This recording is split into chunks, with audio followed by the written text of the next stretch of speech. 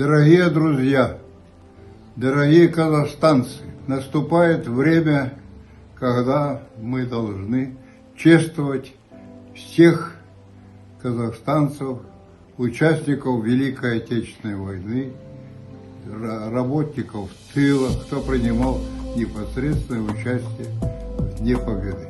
Это праздник со слезами на глазах. Участников войны осталось очень мало. Должны как никогда соблюдать мир и дружбу. Мына келе жатқан мейрам жеңіс күнімен құттықтаймын. Майданға аттанған жолдастарымыз, ағаларымыз бар.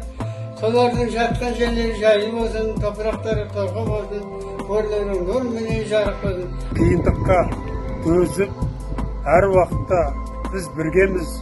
Не было войны никогда. Бұл соғыс барлық ұлтысынан өткізді.